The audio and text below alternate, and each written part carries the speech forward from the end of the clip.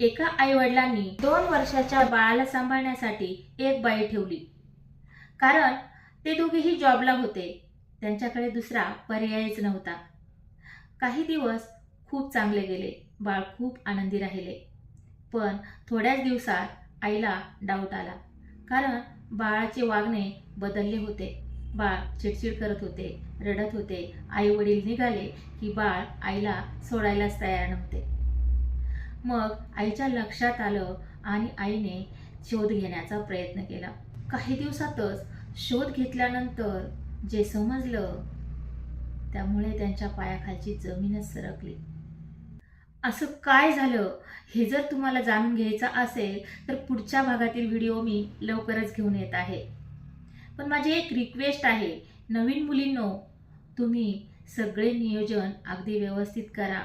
Job तुम्हाला केव्हाही करता येईल, कारण तुमचे टॅलेंट कुणी हिरावून घेत नाही.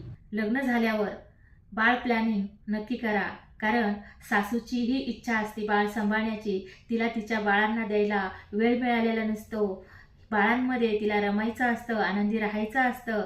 म्हणून तिचीही मानसिकता ठीक राहील आणि तुमचेही बाळ व्यवस्थित सांभाळले जाईल. बाळ थोडेसे मोठे झाल्यावर तुम्हाला जॉब करता येईल आणि केला जॉब तर तुम्हाला बिझनेस देखील करता येईल, कारण की तुमचं टॅलेंट कुणीही घेऊ शकत नाही. मला एवढंच सांगायचं आहे की तुमचे नियोजन परफेक्ट असले पाहिजे, जेणेकरून बाळ प्लॅनिंग केल्यानंतर त्याचे संगोपन अगदी व्यवस्थित होईल आणि तुमचे रिलेशनशिप सुद्धा चांगल्या प्रकारे टिकून राहील. तुम्हाला जर या सत्य घटना आवडत असतील तर निसर्ग संस्कार यूट्यूब चॅनलला सबस्क्राईब करा आणि हा व्हिडिओ जास्तीत जास्त नवीन मातांपर्यंत पोहोचवा. धन्यवाद.